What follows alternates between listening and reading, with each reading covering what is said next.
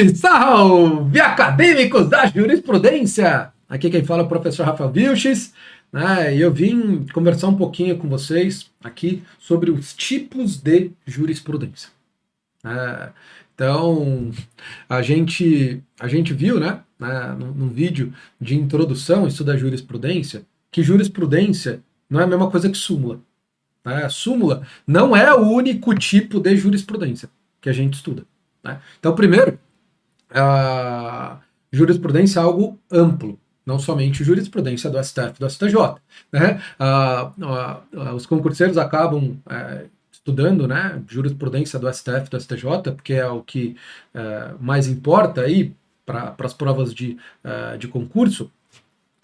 E acham que jurisprudência é só do STF e do STJ. Não, né, eu posso ter jurisprudência em qualquer outro órgão colegiado, né? Um tribunal que integra o Poder Judiciário ou até mesmo um tribunal administrativo, um tribunal de contas. Né? Então, obviamente, aqui a gente foca na jurisprudência do STF e do STJ, mas jurisprudência é algo mais amplo. E outra, jurisprudência não é só súmula. Tá? A gente vai ver aqui os tipos de jurisprudência. E aqui você vai, ao acompanhar os conteúdos, né, que vão ser produzidos aqui, que são produzidos e vão ser produzidos aí aqui no nosso canal, você vai ver que a gente vai, obviamente, comentar sobre súmula, a gente vai comentar sobre os outros tipos de jurisprudência. Né? Mas quais são os outros tipos de jurisprudência? Vamos lá. Né? Vou aqui mostrar para vocês no slide. Né? Então, tão óbvio, né, que súmula do STF e do STJ, súmula vinculante, então a gente vai abordar aqui jurisprudência que é muito importante, cai muito em prova, são as súmulas do STF e do STJ, tanto as súmulas vinculantes quanto as não vinculantes, né? A vinculante é só do Supremo. Né? Só que jurisprudência não se resume a só o estudo da súmula. A gente vai estudar, né, e isso é bastante importante, os recursos extraordinários com repercussão geral. Então, o Supremo Tribunal Federal, quando ele enfrenta questões constitucionais, né, porque o Supremo ele é o guardião da Constituição, o STJ da legislação federal. Então, no âmbito do recurso extraordinário, o Supremo vai apreciar alguma questão constitucional, né, ou de um tema de direito constitucional, de direito administrativo, de direito tributário. Né? Então, ele vai analisar, né, no âmbito do recurso extraordinário, vai analisar ali alguma questão constitucional. Né? Mas aqui, quando ele vai analisar essa questão constitucional, vai fazer esse controle de constitucionalidade, ele vai fazer isso de forma difusa, um controle de constitucionalidade, né, feito de forma difusa, incidental, mas com repercussão geral. Exatamente. Né, com repercussão geral, é no sentido de que aquela tese não vai ser aplicada somente naquele caso concreto que está sendo enfrentado pelo Supremo naquele recurso extraordinário. Né? Se é um recurso extraordinário com repercussão geral, né, ele vai, obviamente, ser utilizado, a tese que é firmada pelo Supremo vai ser utilizada em todos os outros casos, né, que estão similares àquele caso concreto enfrentado pelo Supremo Tribunal Federal. Por isso que chama recurso extraordinário com repercussão geral. E aí é importante que quando o Supremo ele analisa esse recurso extraordinário, ele edita uma tese muito semelhante a uma súmula. Inclusive, né, essa tese ela tem um número. O tema número tal da repercussão geral. O Supremo firmou essa tese. E aí essa tese ela vai ser utilizada obrigatoriamente pelos outros órgãos do Poder Judiciário, que vão, obviamente, ao enfrentar algum caso concreto semelhante a esse, similar a esse ou idêntico a esse, vai ser obrigatório a utilização dessa tese.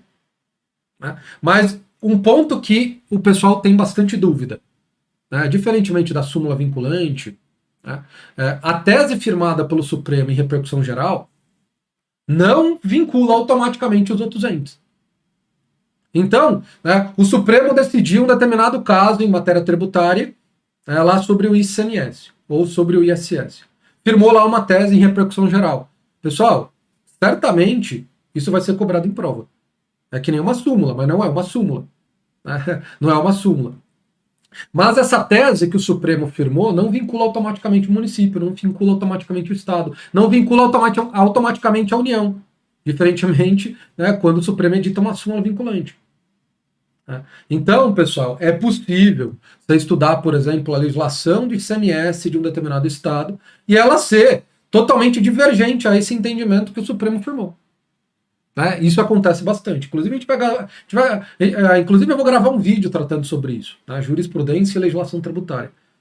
A gente vai focar bastante, vai abordar bastante aqui os entendimentos do STF, do STJ em matéria tributária, como também direito administrativo e direito constitucional.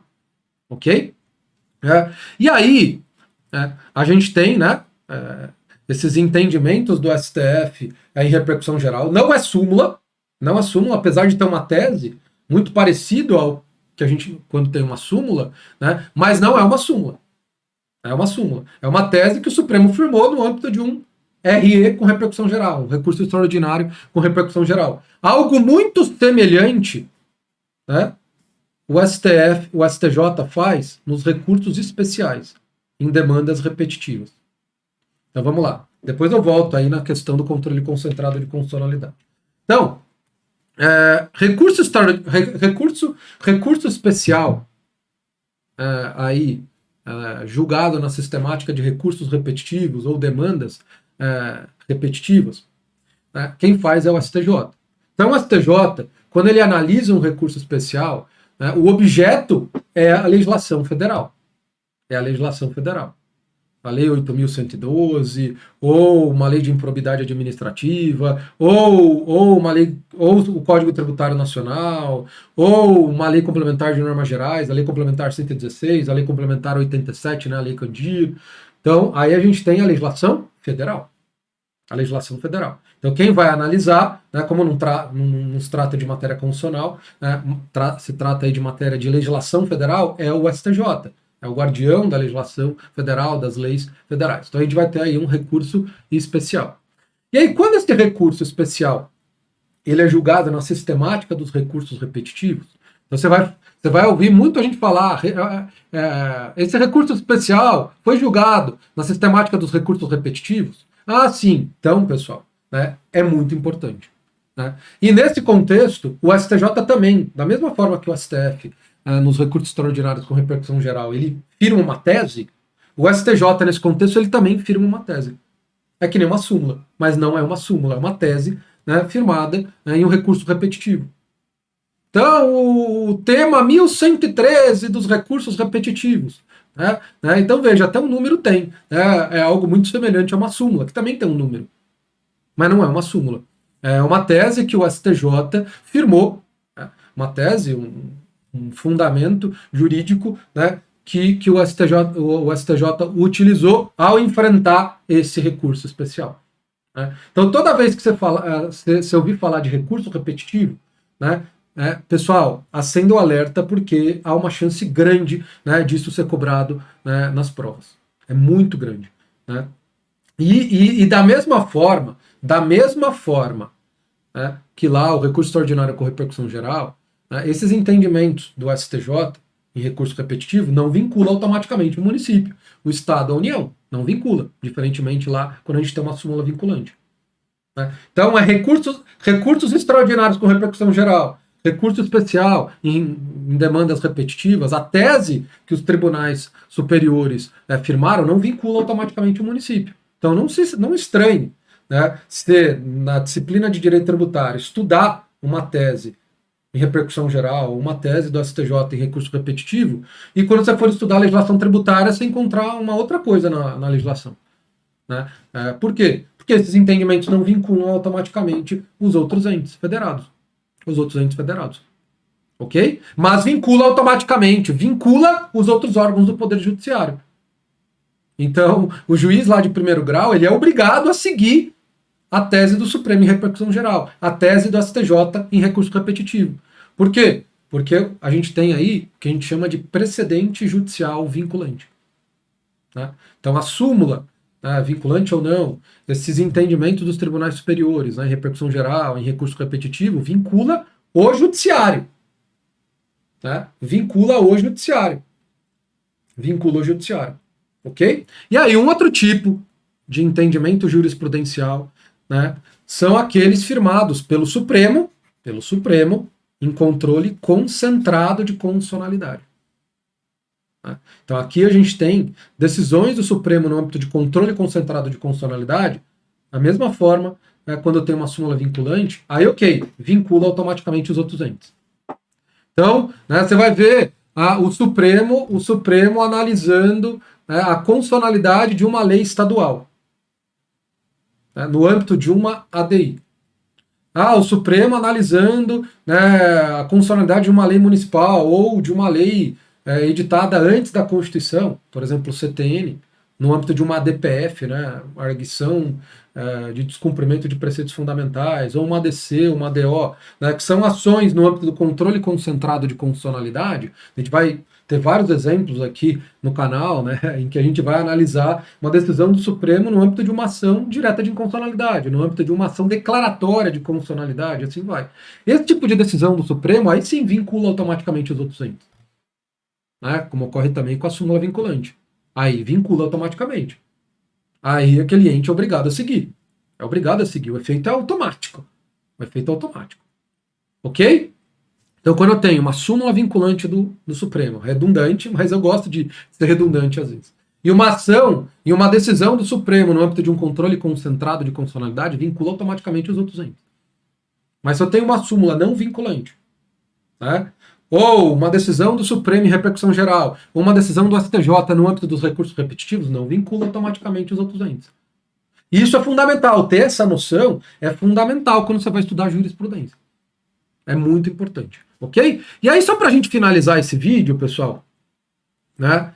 Olha aqui, no âmbito do Código de Processo Civil, que mostra que todos esses entendimentos que eu coloquei para vocês, né, são precedentes judiciais obrigatórios. Né? Então, se eu tenho uma decisão do Supremo em repercussão geral, uma decisão do STJ em recurso repetitivo, né, eu tenho uma súmula do STJ, uma súmula do STF, uma decisão do Supremo em controle concentrado, tudo isso é precedente judicial obrigatório. Os juízes, né, todas as autoridades julgadoras no âmbito do Poder Judiciário é obrigado a seguir. Obrigado a seguir. Então está aqui, né, no artigo 927, né, do Código de Processo Civil. Mas, veja, não é qualquer decisão do Supremo, não é qualquer decisão do STJ que é vinculante. Eu posso ter uma decisão do Supremo que não é em repercussão geral.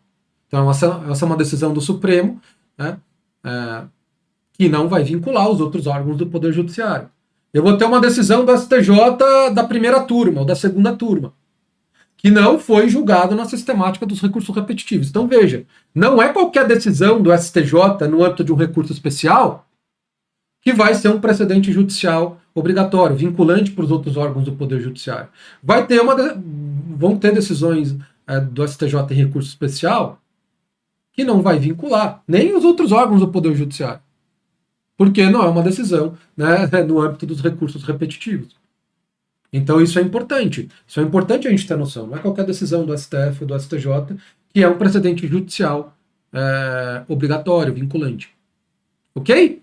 Então, é isso, pessoal, que eu queria falar com vocês sobre os tipos de jurisprudência, ampliar um pouco aí a cabeça de vocês, não achar que jurisprudência é só súmula, entender aí os outros tipos de jurisprudência que são importantes para vocês aí em provas de concurso público. Ok? Então é isso. A gente se vê no próximo vídeo. Tchau, tchau.